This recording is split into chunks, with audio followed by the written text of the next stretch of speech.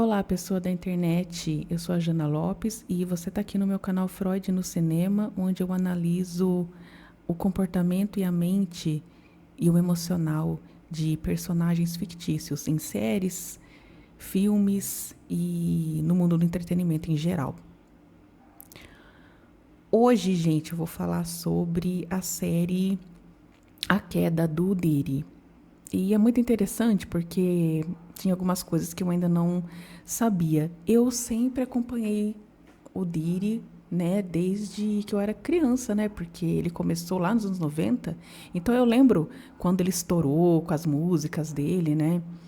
Eu gostava de acompanhar. Eu acho que não tem ninguém assim que goste de música e que não tenha se sentido fascinado, pelo menos as pessoas dessa época, que não tenha se sentido fascinado pela maneira como ele fazia sucesso. Porque embora eu não seja rapper, não seja do mundo do hip hop,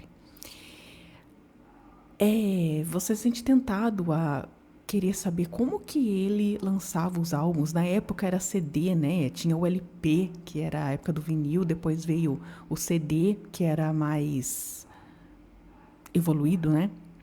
O som mais limpo também. Então, a gente não sabia como que uma pessoa tinha tanto dinheiro para produzir esses álbuns e ficarem tão famosas, né, no mundo inteiro. Então, tinha um fascínio todo muito pelo como que ele conseguia se projetar tanto na mídia. E, na verdade, ele não fez isso sozinho. A gente vai ver aí, né, ao longo dos episódios da série. Mas sempre existiu essa atração de eu ficava, né, abismada, assim, como que ele consegue ser um empresário tão grande e investir tanto, né? Então, gente, a série começa, na verdade, com um episódio aí que eu não vou expor tudo pra não dar spoiler pra você, porque senão você já vai saber sobre o que vai acontecer, né? Tudo o que aconteceu. Então, eu não vou contar tudo não, porque eu acho que estraga a surpresa. Eu fui assistir algumas resenhas aí, algumas pessoas falando, mas elas falam tudo o que acontece na série, então não tem graça você assistir. E no caso, a gente tem que falar, mas se concentrar na parte do caso que ele caiu, né, na queda. A gente tem que se concentrar na parte dele ter sido pego aí nessas coisas que ele fez. Mas a série, gente, ela começa com, então, um fato aí, né, que já demonstrava muito da personalidade impositiva dele, a maneira como ele é, né? E então, depois desse fato, é que fala-se da perda do pai dele e de como a mãe dele ensinou ele a rebater, sabe? Como a mãe dele falava para ele não apanhar e para ele se impor. Então essa coisa dele ir para cima ao invés de ele esperar para rebater veio muito da casa dele, mas parece que eles fizeram um apelo emocional, né? Contar primeiro uma coisa que aconteceu para então falar da perda do pai dele, de como isso marcou na vida dele. Isso é muito interessante porque toda vez que se fala do P. Diddy, se coloca essa questão de como a falta do pai dele influenciou muito. E ele fala que ele tem, né, características do pai dele, a força, o espírito guerrilheiro e tal, que o pai dele tinha. Ele se apega bastante. Então, sempre essa parte aí do pai, a influência da falta do pai, faz parte da vida dele. Fazem de tudo para você associar, né? O pai ou a falta do pai na vida do Diri. Eu lembro disso desde quando eu era criança, essa questão, né, dele falar do pai dele. É porque assim, as celebridades nem sempre elas expõem os traços da sua personalidade, elas nem sempre expõem a influência do pai e da mãe. Mas às vezes eles fazem isso sim, óbvio, para ganhar dinheiro, para ter a sua história triste na televisão aí, né, nos documentários. A Cristina Aguilera foi uma que fez uma música lá em 2002, no álbum Stripped, em que ela fala do pai dela e tal, mas obviamente ela expôs isso no álbum, né, também para comover. Nada contra, mas as celebridades não são muito de expor, não, porque eles pensam em ganhar dinheiro. A Mariah Carey, no entanto, também fala pouco do pai, que ela, né, o pai dela morreu e tal. Eu não sei se ele estava vivo ou se ele morreu. No caso dela, ela também não tinha muito contato com o pai e essa coisa toda familiar aí. Mas vamos falar do Diddy. Eu lembro que quando a gente assistia, né, quando eu assistia, quando ele aparecia na televisão, vinha essa pincelada e eu pensava assim, agora ele vai usar a, a falta, né, do pai, ou para comover, ou para justificar essa questão da violência, porque no hip hop essa imagem de homem violento ela é muito evidente. Isso porque se tem uma imagem de que justamente dessas pessoas, né, que cresceram aí nas ruas com a violência das ruas, de que ou você vai para cima ou você tomba, que foi o que a mãe do Diri ensinou a ele. E então vai contando a história e aí mostra o período que ele foi para a faculdade e ele recebe uma homenagem depois de ele ter feito muitas coisas erradas, o que já demonstra a hipocrisia de Hollywood, porque você vê na época do Maduro, né, que todo mundo falava que o país dele estava morto de fome e ele vai e recebe um prêmio por matar a fome, uma coisa assim, hipocrisia total. A gente vê que já em Hollywood, o que acontece é que eles fazem de tudo para abafar uma visão negativa de uma pessoa que gera muito dinheiro para eles, né? E então a história corre, mais uma coisa acontece. Também vou deixar para você assistir, porque é muito interessante essa parte. Já começa a mostrar assim, um lado do Diddy que assim, grandioso, né? Mas no sentido ruim. E então, de como as coisas ao redor dele sempre parecem catastróficas, sabe? Até que ele conhece o Clive Davis, e o Clive Davis, que é um homem branco, impulsiona a carreira dele, e é aí que ele começa a deslanchar mesmo de verdade. Porque o Clive Davis faz o quê? Investe muito dinheiro nele. E então, obviamente, como eu estava dizendo, ninguém faz nada sozinho. Mas o Diddy se torna um grande homem de negócios, né? E que começa a ser invejável. E essa parte, isso lá em 95, eu tinha 10 anos, eu lembro dessa era, em que ele começa a ficar poderoso e exercer esse fascínio nas pessoas, porque ele começa a ser visto como alguém que tem poder e que ele investe nas pessoas, de que ele também lança artistas. E até então ele era só um rapper, mas ele passa a ser então o dono ali, o gerente, o dono e o gerente da Bad Boy, o grande presidente ali da Bad Boy, que parece que foi o Clive Davis que deu a própria gravadora a ele, para ele então gerenciar. Então ele se torna, né, uma pessoa muito poderosa. Ninguém dá nada para ninguém, mas assim, a gente sabe que homens poderosos também precisam, né, se desfazer da quantidade de dinheiro que eles têm de uma maneira legal, né? A gente sabe disso. Então, ficou assim um pouco subentendido que ele simplesmente não só investiu, né? Ele impulsiona um artista negro, né? Porque também fica bonito na foto, né, gente? É politicamente correto.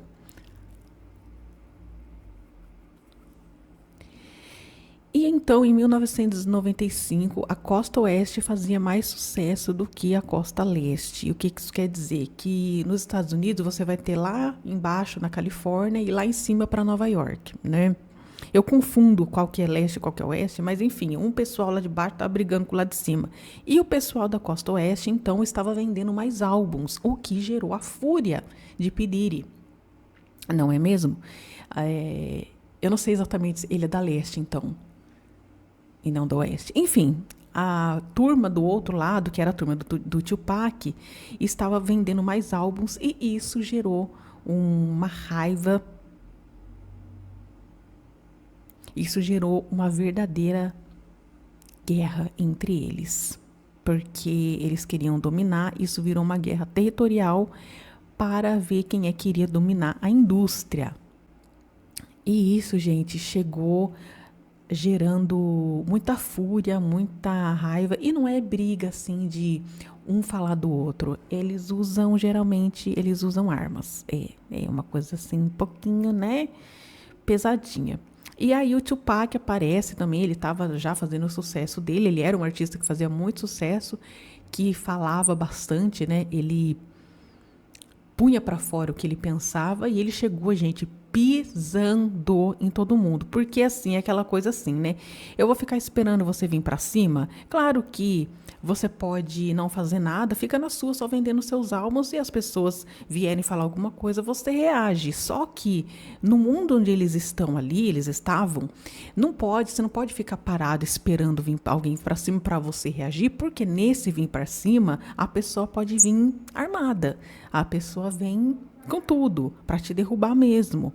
Entendeu? São brigas assim de só sobrevive um.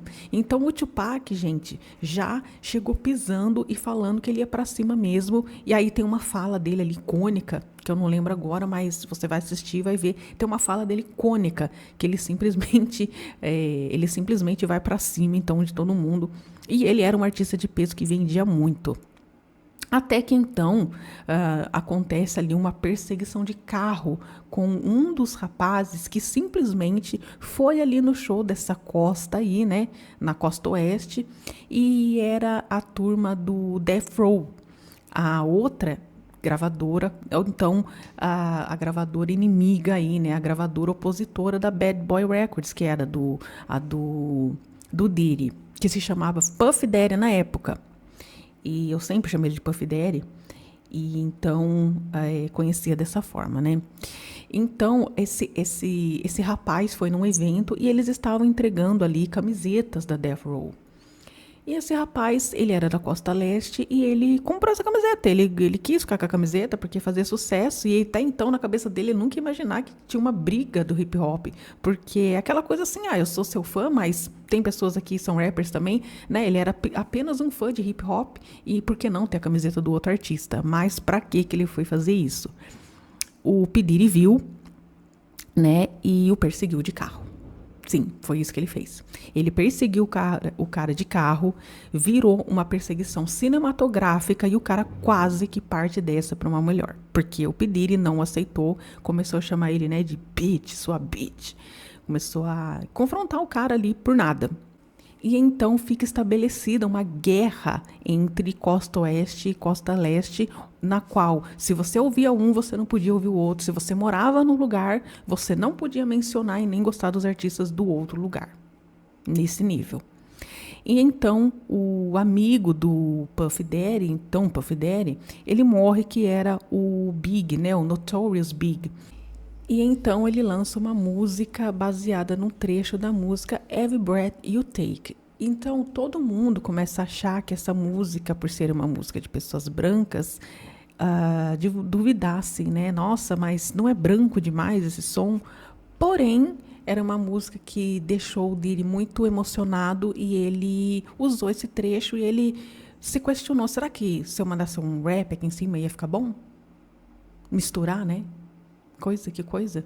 Essa guerra entre brancos e negros simplesmente se apazigua quando o Diddy coloca um rap em cima da música de uma pessoa branca e essa música pega, porque ao mesmo tempo que ele faz os brancos começarem a ouvir o rap, as pessoas negras que não estavam acostumadas com esse som, que geralmente não eram fãs desse tipo de música, de brancos, começam a ouvir música de gente branca. E ele sela, então, ali uma amizade, né, entre dois mundos totalmente diversos. Até porque ele era ali apadrinhado pelo Clive Davis, que eu já disse é um homem branco. Isso tem alguma coisa a ver? Sim, tem um impacto cultural muito grande, principalmente nos anos 90, principalmente no mundo do hip hop. Então, é uma coisa até contraditória. Como é que alguém que podia estar tão assim lutando por questões raciais e ele dá a mão para um cara branco, óbvio que o cara investiu nele, né? Mas assim, e não tem assim muitos problemas de combater o racismo, porque embora ele tenha sido apadrinhado por um cara branco, quer dizer, você não vai deixar de lutar contra o racismo. E ele podia bater muito nessa tecla em cima das pessoas brancas e falar de racismo. Mas ele não fazia isso, gente. Ele não fazia isso. Agora ele foi pegar e encher o saco de uma pessoa só porque a outra pessoa negra que era da comunidade dele ia ouvir o rap da outra pessoa que morava só porque morava num outro lugar. Sabe? Me deu a entender assim que o Diddy, ele era uma pessoa assim, depende do quanto você vale para mim. Se você tem dinheiro, eu vou te respeitar. Se você não tem, eu não vou te respeitar. Se você mora em tal lugar, porém, eu tô fazendo meu negócio aqui, eu sou contra você, eu vou acabar com a tua raça. Mas independente da sua pele. Não que ele tivesse que odiar brancos, mas entendeu? Havia uma questão que ele podia lutar, pela qual ele lutar, que era ele expor o racismo no país, sabe? Com outras pessoas que o praticavam. Claro, quantas pessoas, em relação às pessoas que não praticavam, as pessoas brancas que eram de boa, ele ia ficar quieto. Mas ele deveria usar essa força dele para ele lutar contra aquilo que estava errado. E não para ficar lutando contra outras pessoas só porque elas ouviam rap, gente. Mas, enfim, é uma contradição dele. Mas ele é muito assim, né? Depende do quanto você vale financeiramente, ele se impõe ou ele fica do seu lado. Porque ele pisa nas pessoas para ter o que ele quer. E ao longo da série toda vai mostrando que o Diddy, ele pisa muito nas pessoas para ele poder ter o que ele quer. Porém, ele também paga muito bem as pessoas com quem ele trabalha. Isso se ele tiver de bom humor. Porque depois a gente vai ver lá no final da série que teve um cara que ele simplesmente se impôs e disse que o cara não ia cobrar nada pelo álbum que ele fez. Sim, ele fez isso. Ele simplesmente perguntou pro cara quanto que ele cobrava para fazer a produção do álbum dele e ele fala: "Não, você não vai comprar nada, não vai cobrar nada". Assim, se impondo mesmo. E então, meu povo, o que acontece? A história vai passando, né, até a gente chegar na parte aí dos abusos, eu já falei bastante, só para você entender como que é a série. E então o Tupac morre, gente. Deixa eu fazer um adendo aqui. Tem uma série, que eu esqueci o nome agora, que fala sobre essa história aí do Tupac, com um ator que parece muito, que é o Mark Rose. E essa série tá na Netflix e você pode assistir, que fala ali do momento em que ele era desconhecido até o momento que ele fica famoso e até o momento em que ele morre ali num tiroteio. Ai, gente, eu na minha cabeça eu fico pensando assim, vou contar outra história, né? Imagina uma história na qual o Tupac fica vivo, volta das cinzas e fala quem foi que atirou nele. Eu acho que por ser naquela época, ele iria ser perseguido, como ele sabia quem atirou nele, que ele viu, né? Quem foi, iriam persegui-lo até conseguir eliminar ele, mas ele iria ter proteção e tal, e acho que não ia, obviamente, não ia ser bobo de não ter proteção para ele conseguir ficar vivo e falar. Mas eu conto essa história na minha cabeça de como o Tupac fica vivo e ele fala para todo mundo, põe a boca no trombone para dizer quem foi que atirou nele. Gente, essa história ia dar o que falar, né? Até hoje. Imagina o Tupac vivo hoje. Nossa Senhora. Gente do céu. Eu acho que, obviamente, o Diddy não seria quem ele é. Não seria quem ele é. Ou iria alimentar ainda mais essa visão do poder, porque os rappers e o mundo do hip hop naquela época tinha essa coisa, né, de quem queria dominar mais pelo medo, pela violência, né? Então era aquela coisa assim, você é valentão? Pois eu sou muito mais valentão do que você. Tanto que o dono ali, o presidente da Death Row, era um cara muito mal visto nesse sentido. Ele era visto como poderoso, como rico e tal, sim, no meio do entretenimento, para as pessoas que admiravam esse tipo de trabalho, né? Você vê a pessoa da mesma forma que você vê o Tomo Motola, como uma pessoa poderosa e tal. Mas ele dava medo, ele era um homem grande, forte, e dava muito medo nas pessoas. Era visto como um homem violento, né? Enfim, que ninguém mexia com ele. Então, gente, nessa parte aí, passa mais um pouco de tempo. Assim que o Tupac morre, coincide com o momento em que o Diddy se torna ainda maior. Até então, Puff Daddy. E o Puff Daddy, então, entra na indústria da moda, lança uma marca que faz um sucesso no mundo inteiro, todo mundo quer a marca dele, e é mencionado até que tem pessoas que nem sabiam o que era hip hop, não ouviam, porém vestiam a marca dele, que a marca era tão conhecida que saiu da esfera do hip hop. Então não era roupa para pessoas do hip hop, eram roupas que todo mundo usava e todo mundo queria ter, camisas, enfim, blusas. As pessoas queriam muito. E ele fez muito sucesso com essa marca, né? Esqueci o nome agora, mas aparece aí na série a marca que ele fez. E nesse meio surge, então, as festas. As festas começam a ficar populares. P. Diddy começa a dar muitas festas, inclusive as white parties, na qual ninguém sabia que tinham coisas aí por detrás dessas festas. E então surge uma blogueira que começa a postar na internet, começa a blogar lá no comecinho da internet, e ela confessa que ela não fala o que ela achava que sabia. Achava que sabia sim, ela ouvia muita coisa, falavam muita coisa para ela, só que ela não postava porque ela tinha medo de retaliação. Então já tinha essa questão do medo, já tinha essa questão das pessoas saberem que tinha alguma coisa de estranho pelas costas, mas as pessoas tinham medo dele. E principalmente as pessoas menores, elas menores assim, né, que estavam começando na internet, blogueiros, pequenos jornalistas, blogs pequenos, interneteiros, né, pequenos.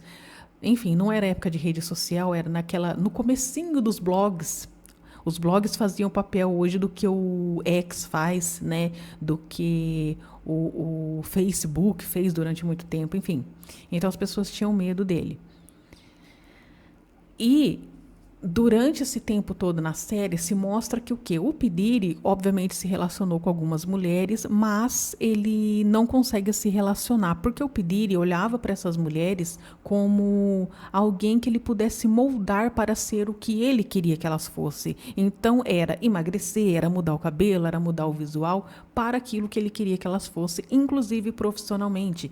E uma delas era uma mulher que ele queria projetar ali como ela sendo a designer das roupas, tanto que ela influenciou muito as roupas da Lil Kim, que é outra rapper famosa, que foi uma das primeiras rappers femininas famosas no mundo. Então ela desenhou essas roupas. E para ter essa imagem de designer aí de roupas, né, de clothing stylist, personal stylist, ele moldava muito a aparência dela, mas não sabia se relacionar e era uma pessoa muito agressiva. Eles terminava e voltava, terminava e voltava, e todos os relacionamentos do Diddy foram marcados por esses términos e voltas cheia de agressividade. Nesse momento que ele... o nome dessa moça, aliás, era Missa. Mas ele teve um relacionamento, então, com a primeira mãe dos filhos dele, que se chamava Kim Porter, com quem ele teve 4 filhos. Só que nesse tempo, gente, o que o Diddy faz? Enquanto ele fala que ele ama a Kim Porter, surge com a J.Lo na frente de todo mundo. E, obviamente, as pessoas começam a entender isso como um jeito de humilhá-la, porque ela era a esposa, então, dele, né?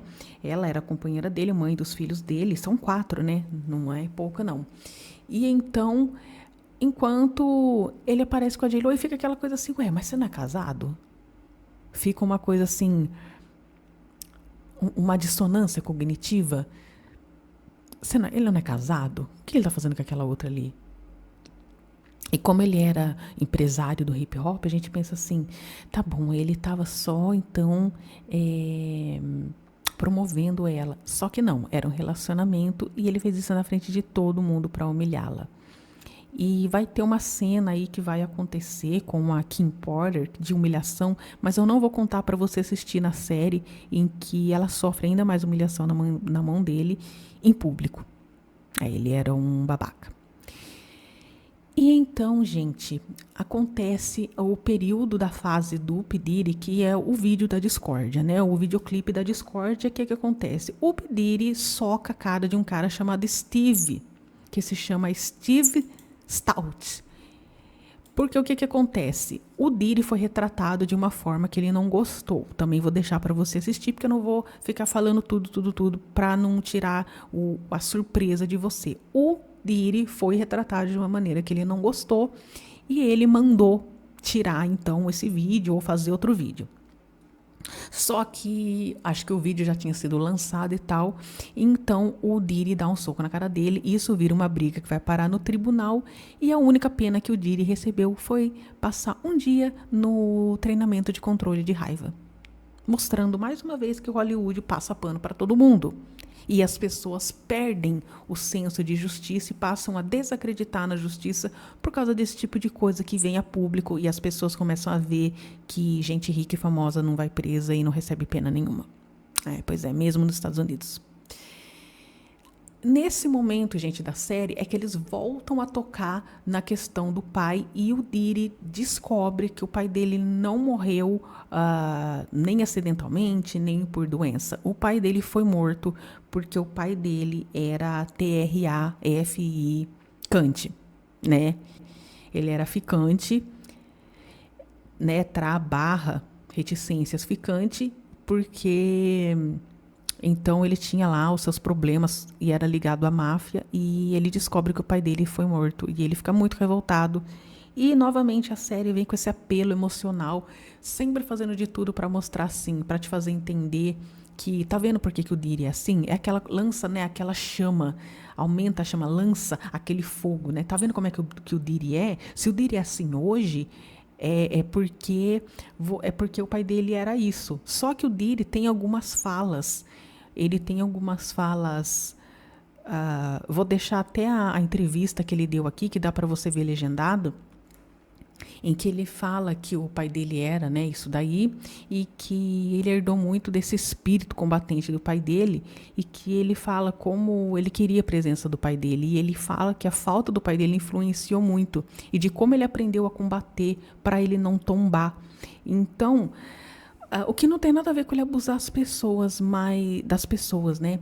Mas volta de novo, assim, ninguém fala para você pensar dessa forma, mas fica subentendido, porque eles mostram sempre esse lado agressivo do Diri, e então mostra essa falta do pai, e aí fala que o pai fazia isso, e de que o pai então morreu aí, sendo, né, tirado da terra por outras pessoas contra a vontade dele. Gente, é complicado, né? Mas é claro que a gente vai pensar que a ausência do pai e como o pai fazia coisas erradas entra, sim, muito na história do Diri, porque analisando, por exemplo, as letras das músicas do Diri, tem uma letra de música em que ele fala, por exemplo, ele fala assim, na letra Every Breath You Take, por exemplo, que é a letra que ele fez pro Diri, ele fala alguma coisa do tipo: parece que foi ontem que costumávamos botar para quebrar nos shows. Eu dominava a batida, você mandava ver nas rimas. Bem longe de quando estávamos nas ruas, no quarteirão, tentando fazer dinheiro. Notorious, eles precisam saber que a vida não é sempre o que parece ser. Ele fala desse negócio das ruas porque ele dá a entender, sim, de que o Diri faz esse tipo de letra de música porque estar nas ruas, gente, a gente sabe, para quem não sabe, os filmes retratavam muito isso. As pessoas vendiam coisas que eram proibidas nas ruas. Então ele deu a entender que ele fazia essas coisas aí com o amigo dele, e ele se lembra então nessa música, olha, as coisas não são mais como eram na época que a gente fazia isso. E ele associa muito ao fato dele falar que o pai dele era um hustler, ele também era. Não que ele quis dizer que ele vendia coisas erradas por causa do pai. Mas quando ele fala do pai, ele fala que o seu pai fazia. O pai fazia coisas assim, o pai dele se impunha, o pai dele era combatente, o pai dele era impulsivo, ele também era. Então ele fala que ele tem a mesma força do pai dele, mas ele deixa subentendido que se ele fez coisas erradas é por influência do pai, sim. Porque ele fala, meu pai fazia isso, e ele fala, olha, é por isso que eu sou assim. Só não coloca na parte de vender as coisas, sabe? Mas ele coloca isso na entrevista, que ele fala, meu pai era assim, então eu sou dessa forma. Isso sai da boca dele. Então, gente, essa coisa, esse apelo emocional para mostrar o quanto ele tinha essa ligação com o pai, é muito presente na série. Mas depois passa essa parte, e então vem o momento em que um rapper chamado Shine, com Y, surge na história, e tem aí um babado entre eles, que eu também vou deixar para você assistir, que vai parar no tribunal também. Tá? E é muito interessante essa parte, vai te dar muita revolta, mas assiste lá que você vai saber o que eu tô falando.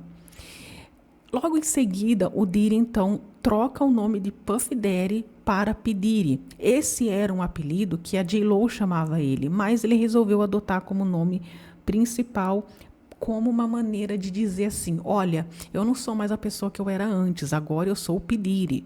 Sabe, ele faz um ritual, uma cerimônia, na verdade, de troca de nome, no qual ele não é mais Puff Daddy, sim P. Diddy. Eu nem sabia disso, gente, porque eu achava que ele só gostava de ser chamado de P. Diddy. Tanto que eu vi nos álbuns dele, nas músicas novas. Eu não acompanhei muito, eu não fiquei mais tão fã dele. Eu era fã pelo fato dele ser um empresário, um mega empresário, de ele lançava artistas, ele produzia, quando eu não sabia da maldade dele, né?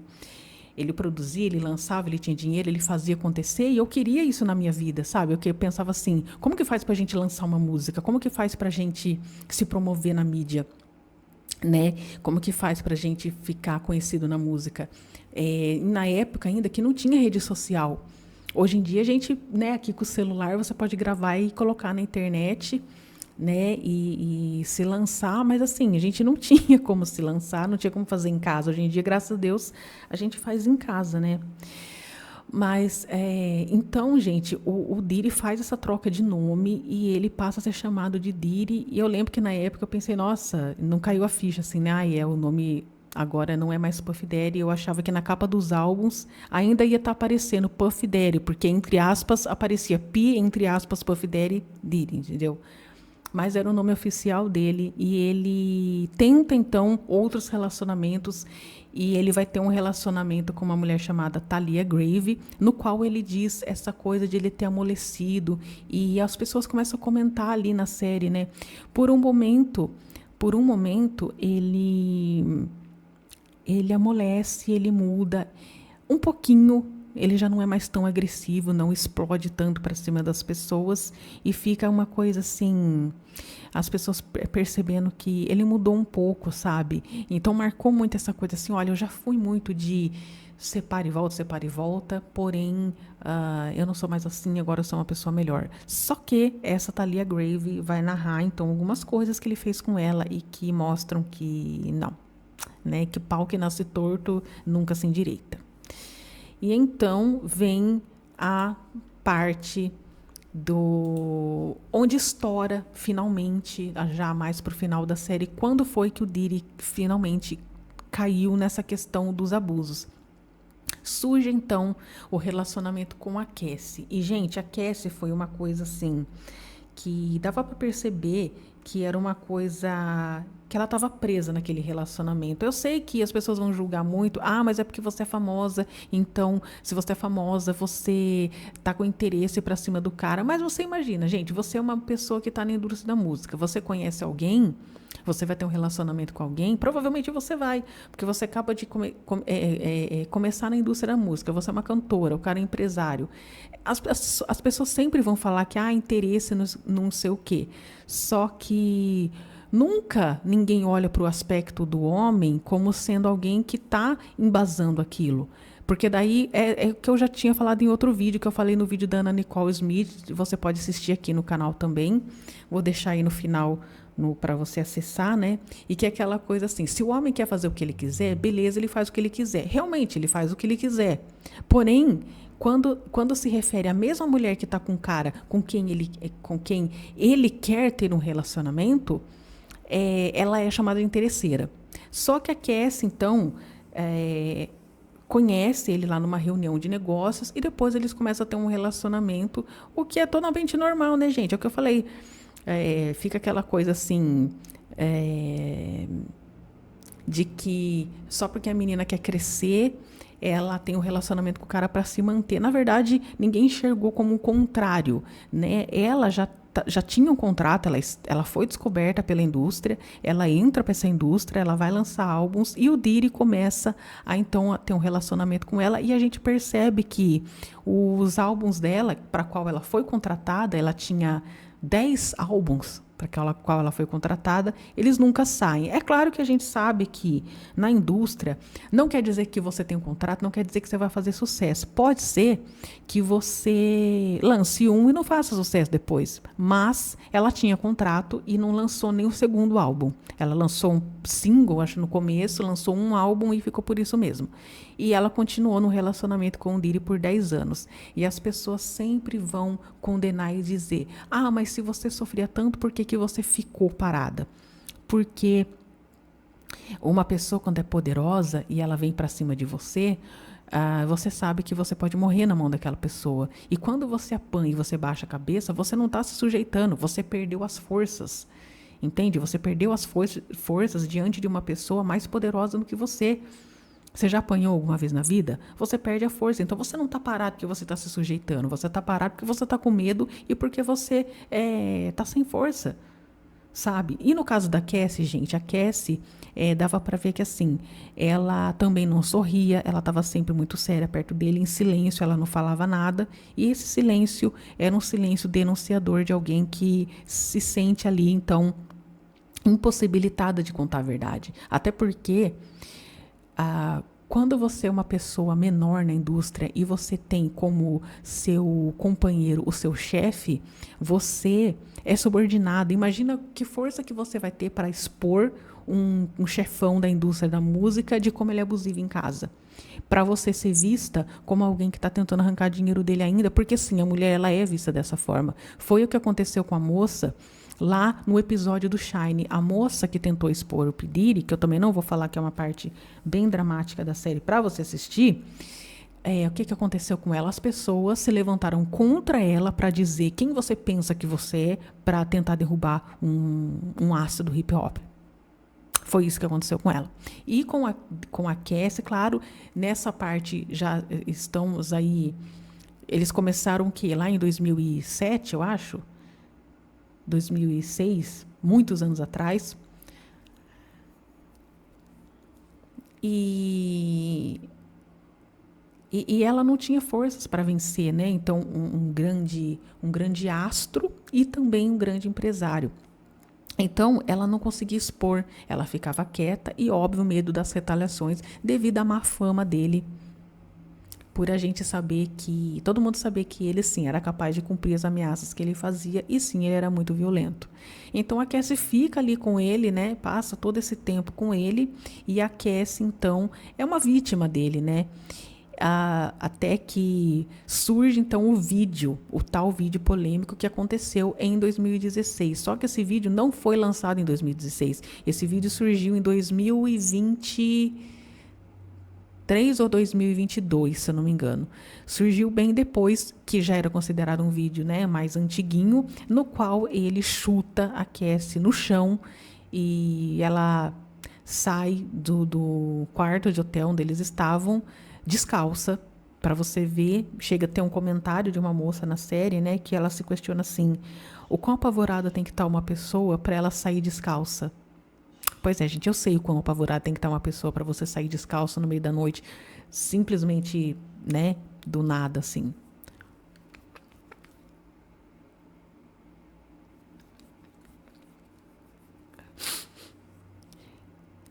E nesse vídeo ele chuta, ele arrasta a Cassie como um saco de batata, jogando ela pro lado pro outro, como se ela não fosse assim um nada, sabe?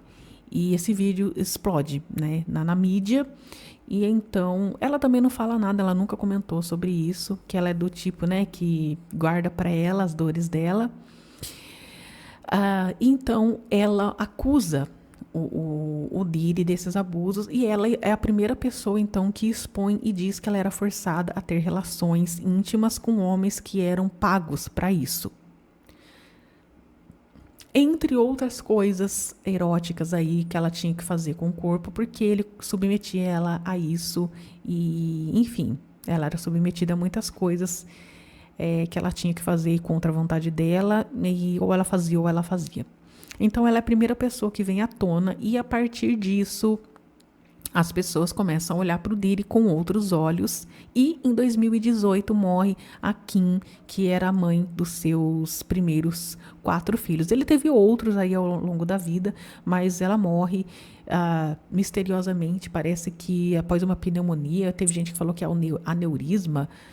Para mim não ficou tão claro, mas ela morre assim e ressurge essa história da Kim, porque ela iria lançar então um livro bombástico revelando todos os podres, em que ela fala tudo que ela passou na mão dele, não sei o que, a parte da violência, a parte dos abusos físicos, a parte dos abusos psicológicos, e ela ia tacar na fogueira o livro. E houve um livro que ela lançou muitos anos atrás e que esse livro foi abafado porque ele é considerado, então, um livro independente. Ele é um livro, como fala, não permitido, né, que se fale a respeito do Diddy. Ele não teve, é um livro não autorizado, seria uma biografia não autorizada. E entrou para a história, ninguém comenta desse livro, só as pessoas que pesquisam do assunto, e então ele caiu aí no esquecimento, mas a Kim iria lançar um livro, então, revelador, e ela morreu. Ficou muita coisa subentendida, eu sei, mas voltando para a Cassie então é a primeira pessoa que o denuncia, porque nos Estados Unidos você tem o direito então de começar ali uma investigação a respeito dessas atitudes, mesmo que elas tenham passado de tempo, e você, para acusar uma pessoa, então você tem esse direito ali. Eu não lembro exatamente o que falou na série, mas mesmo que você tenha... Não é que você não tenha provas. Eu não lembro exatamente a palavra que é usada na série, mas você vai ver lá. Você tem o direito lá de ir denunciar a pessoa, enfim. E foi o que a Cassie fez.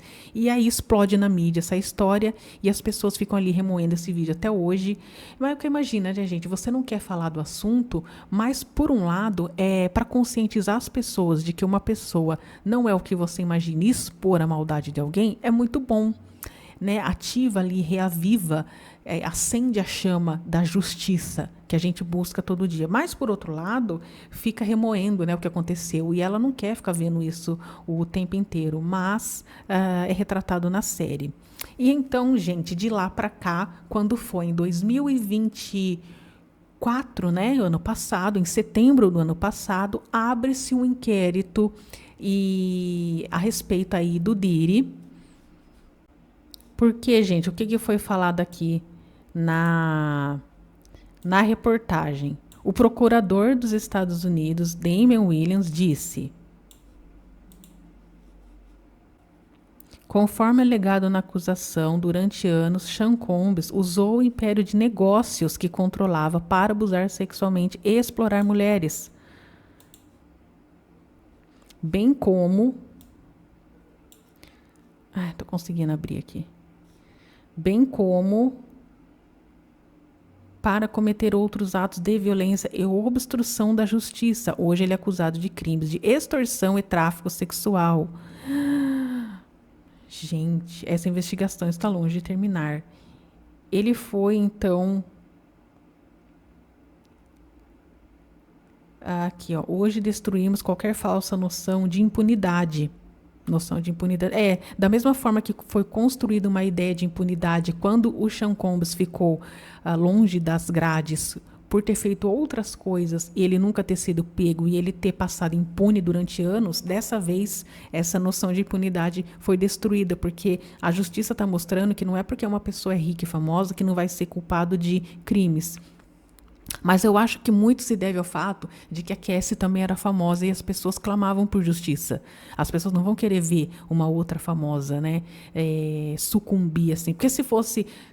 enquanto foi a chefe de cozinha dele, enquanto foi uma pessoa desconhecida, que nem essa menina aí que estava lá na balada, né, e que sofreu aí na mão dele, enquanto foram outras pessoas menores, ninguém fez nada. Não que as pessoas não queiram de fato tanto justiça, mas hoje nós estamos em tempos diferentes. Se fosse uma mulher na rua comum, sofrendo, que nem muitas expuseram aí o caso do Robinho, né, que teve o caso do Robinho, outras mulheres que não eram famosas, que expuseram famosos, as pessoas dão atenção. Mas quando eu falo que é porque foi a Cassie, é porque no caso do P. Diddy, até então ninguém tinha tido força. Entendeu? Ninguém tinha tido força para trazer essas acusações à tona. Ninguém tinha tido coragem ou força para trazer. E quando a Cassie falou, pronto, desandou tudo. Né? E aí diz aqui: destruímos qualquer falsa noção de impunidade ao descobrirmos o suposto padrão de manipulação, exploração e abuso total do réu. Não se engane, estamos aqui hoje apenas por causa da força inabalável de vítimas e testemunhas que já suportaram dificuldades indescritíveis. Eu os parabenizo por sua coragem e peço a qualquer pessoa que acredite ser vítima de tráfico sexual que entre em contato com o HSI por e-mail. Gente do céu. E aí... Está dizendo aqui que de pelo menos 2008 até o presente, Combs, que é o sobrenome do Diddy, liderou uma empresa criminosa. Por isso que ele foi muito...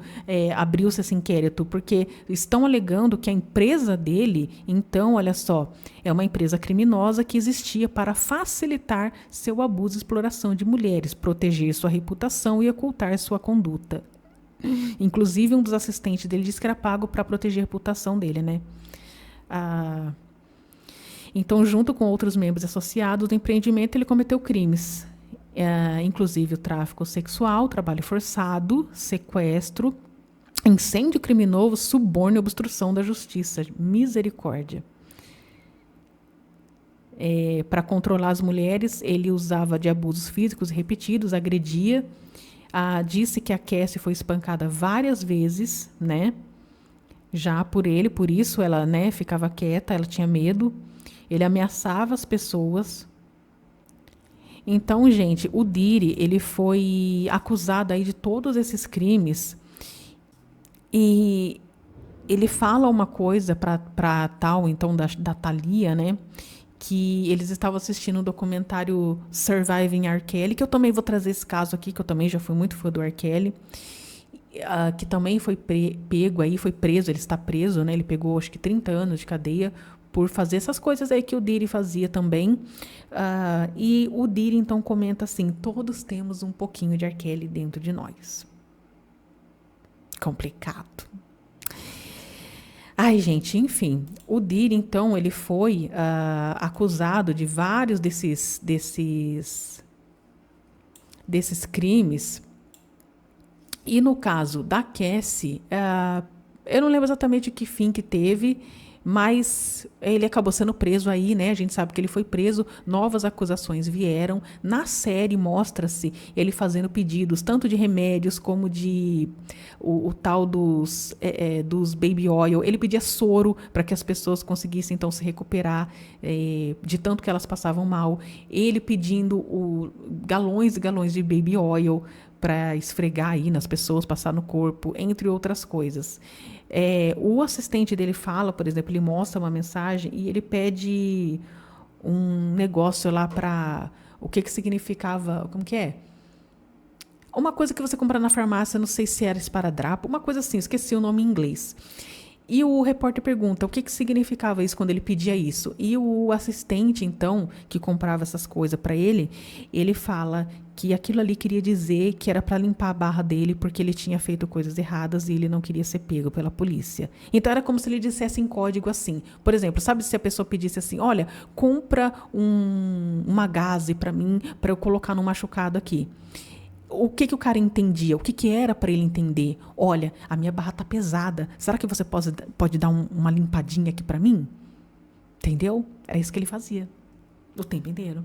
Que ele era poderoso. Mas ele está preso, gente. Aí veio à tona um monte de coisa que ele fazia. E se você quer assistir não só a série, mas todos os documentários aí que tem na internet, tem várias coisas. Inclusive tem o Gustavo Psicanalista, que fez uma cobertura imensa aí desse caso. E outras pessoas que falaram aí, tem também investigação criminal que fala de tudo que ele fazia. Gente, veio tudo à tona, mas eu lembro que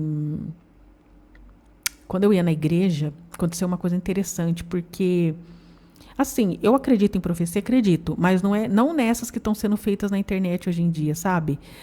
Todo mundo fala que é profeta e não sei o quê. Isso na época que não tinha rede social, isso faz muitos anos, e eu lembro que foi falado que um dia os titãs iriam cair. E eu lembro que eu tive uma visão assim das pessoas... não era televisão, eu pensava até que ia ser na televisão, porque como não tinha rede social, eu não sabia onde ia aparecer, mas eu lembro que eu tive essa visão, todo mundo sabendo, todo mundo sendo exposto, e eu lembro que foi falado isso na igreja, que pessoas grandes iriam ser expostas um dia. E, 10 anos depois, isso começa a acontecer, quer dizer, menos de 10 anos depois, porque teve o caso do R. Kelly, tiveram outros casos que vieram à tona. Então, com a internet, o que eu não sabia na época, eu ficava pensando, gente, mas como é que isso vai acontecer? Como que as pessoas vão vir à tona? Será que as pessoas vão começar a fazer filmes sobre isso, documentários? E acabou que veio à tona, por causa das redes sociais também, influência da internet, né? E isso aconteceu. Mas eu lembro que eu já imaginava que isso aconteceu. Eu pensei, um dia essas pessoas que se escondem, elas vão vir à tona. Eu vou lá pensar assim, eu achava que o P. Diddy era um cara estranho porque ele se metia muito com garota de programa, essas coisas que as pessoas ricas fazem isso, principalmente os famosos, e eles retratam muito isso nas músicas, que foi o caso do R. Kelly. O R. Kelly foi um cara que falou muito disso nas músicas, então eu já nem ouvia mais, sabe? Porque ele exaltava muito isso. Só que eu pensava assim, que era só isso mesmo, sabe? Eu queria acreditar, né, na minha inocência, eu queria acreditar que era só que eles frequentavam strip clubs, não sei o quê. E que também fazem isso nas músicas, né? Eles exaltam muito isso nas músicas, o que é ridículo, mas enfim, é o que dá dinheiro, né? O que as pessoas consomem, enfim. Mas eu achava que o Diddy tinha um olhar parado, estranho. Um olhar psicopata mesmo, sabe? Eu sempre achei isso dele. Só que daí, quando eu associava o fato dele ter sido das ruas, dele ter sofrido, dele ter tido uma...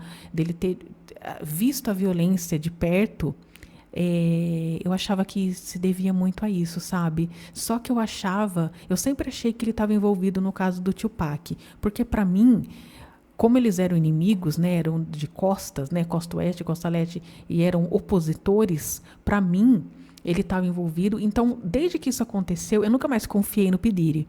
Nunca mais confiei. Eu sempre achei que ele tinha alguma coisa a ver com isso e que ele tinha participação, sim, porque é muito estranho que o cara tenha essa briga, persiga uma pessoa de carro por ter usado uma camiseta da Death Row e não tenha nada a ver com o seu verdadeiro opositor, um deles, o Tupac, que também era um rapper e que também estava brigando pelo seu espaço aí na mídia. Então, quer dizer, ele não vai ter nada a ver com isso, mas ele persegue um outro cara menor. O que pode sim ter acontecido, porque é o que acontece? Sendo covarde. Talvez ele não perseguisse um cara grande, que tem dinheiro também, tinha dinheiro, e era famoso, porque ia dar ruim para ele ser pego em público fazendo isso, e isso viesse à tona, mas um cara menor ninguém ia ficar sabendo. Então pode ter acontecido sim, mas eu não acho que ele ia deixar a briga barata não contra o Tupac, porque o Tupac era o cara que mais batia de frente. Por quê? Porque o P. Diddy queria ser o rei do rap. Quem era o rei do rap na época? Tupac. Enfim, para mim ele sempre teve um olhar também assim distante, frio, que ele escondia alguma coisa. E quando ele estava perto das mulheres, ele demonstrava assim uma coisa muito fria. Eu sempre achei que a Cassie escondia alguma coisa, mas assim, eu queria acreditar que era só porque ele, né, pegava as garotas de programa, essas coisas, mas não, era porque ele era abusivo mesmo. E falando em abusivo, gente, que eu não vou deixar de mencionar, foi o grupo Danity Kane, que fez muito sucesso na época, no programa de TV que ele fez, que se chamava Making the Band, que é, né, fazendo a banda. Então, ele queria descobrir um grupo de garotas para lançar na mídia, lançar aí um grupo novo, numa época em que Pussycat Dolls fazia muito sucesso, né? Então, ele quis lançar e tem uma cena muito corrosiva em que ele fala para a menina, e é justo a menina preta, né? Ele fala que ela tá um hambúrguer de tão gorda. Ele humilha ela e fica falando, você sabe como é que você tá gorda, né? Como se ele dissesse assim, olha, você tem que concordar comigo. E ela fala isso na série, como ele queria que ela concordasse e falasse, realmente, eu sou muito gorda. A menina, gente, magra, e ele fica chamando ela de gorda para humilhar. E tem o vídeo dele fazendo isso, entre outras coisas que eu também não vou expor aqui para você assistir, porque ele tem uma briga ali ferrenha com uma das meninas, que é a Audrey, a quem ele tenta forçar aí um relacionamento no sentido, uma relação, né? Uma aproximação ali física com ela, e isso aí dá um problema. E a Audrey e as outras meninas, tanto ela como as outras, mas a Audrey é uma que até hoje ela bate na tecla de que elas não receberam 200 milhões de dólares que foi aí então sugado pela empresa do Diddy, que as despediram depois e elas ficaram a ver navios, porém elas tinham muito dinheiro a receber. Elas falaram que receberam em torno, acho que parece, de 40 milhões. É muito dinheiro? É muito dinheiro. Só que esses 200 milhões é um dinheiro que elas fizeram, tá bom? Um tempo atrás, eu vi o Instagram da Andrea, que eu era muito fã dela, uma das que eu gostava mais. Eu não lembro muito, nessa época, a gente tinha que assistir as coisas pela televisão, não tinha rede social, então eu não acompanhava o programa, eu queria muito ver e não tinha como. Mas os vídeos musicais delas apareciam na TV, então eu lembro que eu assisti. Eu gostava muito da Andrea. Mas, assim, depois, né, com a internet, que eu fui ver o que aconteceu. Naquela época eu não falava inglês e eu não sabia muito bem. Eu percebi que tinha alguma briga entre eles. Eu lembro que ele falava da Audrey. Andrea uma e a Audrey é a outra. A Audrey é uma das loiras. Ah, e a Audrey, ele falando que ela era muito sexualizada. Então, quer dizer, o que ele faz com ela é justamente aquela coisa hipócrita. Olha, eu quero ficar com você, você tem que se submeter a ter uma relação aí comigo para você crescer na banda e você tem que fazer isso porque eu acho que você é uma piranha, sim, jogando na sua cara isso. Só que se você não fizer, você vai ser despedida. E se você não fizer, eu vou sair condenando você justamente porque você se veste como uma piranha. E é isso que ele fala para ela. Ele deixa muito subentendido assim. Ninguém sabia que ele tinha dado em cima dela. E aí ele faz o quê? Na frente de todo mundo, ele fala: você é muito sexualizada, você se veste como uma piranha. Eu não quero esse tipo de comportamento aqui. Como se ele fosse, assim, o puritano, o cara mais puritano na face da terra, e falando pra menina assim: olha, você é muito piranha, sabe? Você se veste muito mal. Eu não quero você aqui porque você tá sujando a cara da minha banda. Eu quero pessoas decentes aqui. Sendo que, gente, é um grupo musical. Você quer que as pessoas se vistam como? Claro que ela pode ter um estilo diferente, você pode ter qualquer estilo. Mas, assim, era um grupo pop. Que ele exigia que elas ficassem rebolando na frente das câmeras. Inclusive, um dos vídeos que ele faz... Ai, já ficou revoltada, tô revoltada. Um dos vídeos que ele aparece, ele mesmo coordenando, ele fica sempre insatisfeito com tudo. E essa foi uma reclamação que a Andrea fez na época. Nada do que você faz tá bom. E elas chegam à conclusão que tem que fazer o quê? Rebolar, mostrar o corpo, porque era a única coisa que ele aprovava. Ele deixa subentendido que a mulher tem que rebolar, mostrar o corpo, fazer um monte de coisa, e depois ele vai, taca a pedra e fala assim: não, você é muito sexualizada. Ai, sai daqui, sai da minha banda. Enquanto que as outras, ele exige exatamente isso para ele poder vender, porque ele quer criar uma imagem de que mulher é só objeto sexual, mais nada. Ele fica com cara de bosta, tudo que você canta, nada tá bom, nada que você faz tá bom, ele apedreja tudo que você faz, tudo. Nada tá bom. Ele põe as meninas lá embaixo, ele chama elas de gorda, ele acaba com elas, ele acaba com a autoestima de todas elas, ele acaba com o trabalho delas.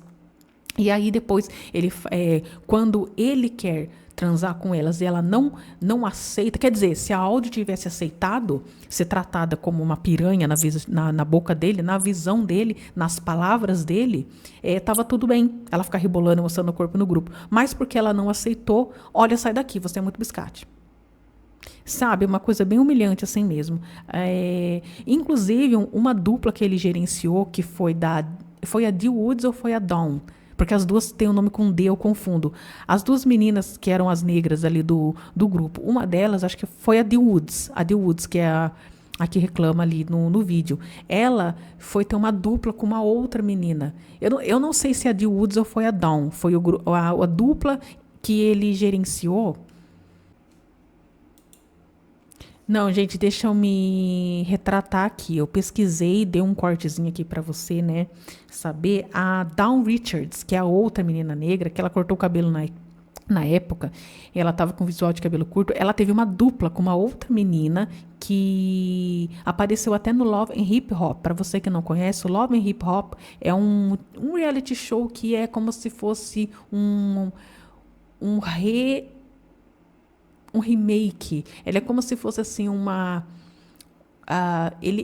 ele abre as portas para pessoas que também já foram famosas nos Estados Unidos, já tiveram seu momento de glória, para elas poderem se relançar, vamos dizer assim. É um remake nesse sentido. Então tem várias pessoas ali, como o Omarion, o Pretty Rick, várias pessoas que já tiveram sucesso e que estão tentando se relançar na mídia, sabe? Ou pessoas que estão começando no hip hop. Então é aquela coisa assim, aquele reality que mostra os relacionamentos, que mostra a tentativa dessas pessoas de se projetarem. Tem a Olivia, tem várias pessoas ali que eram conhecidas, então, em algum momento ficaram conhecidas na indústria do hip hop americano. E a Dawn Richards teve essa dupla com essa outra menina, que ela aparece nesse Love and Hip Hop, mas a Dawn Richards não, só essa outra menina.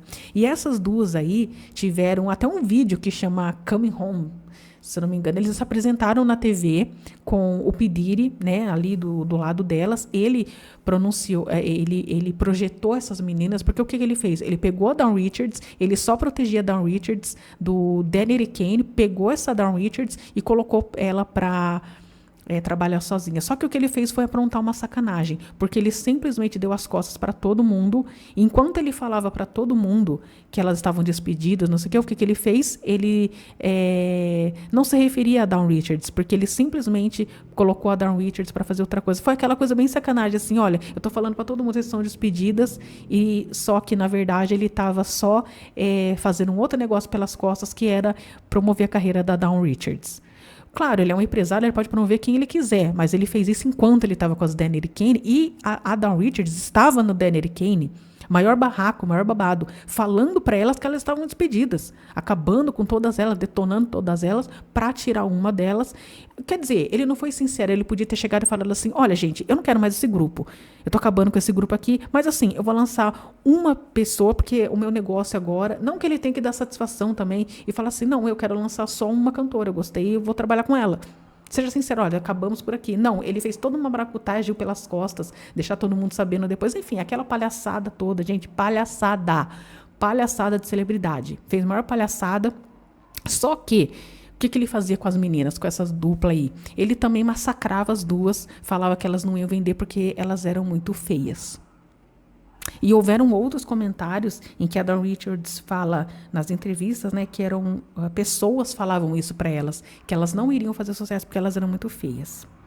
E uma dessas pessoas fica subentendido que é o Diddy, mas a outra menina chega a falar, e houveram outras pessoas aí na indústria que falam que ele fazia isso mesmo. Ele falava que você era feia, que você era gorda, enfim, detonava todo mundo.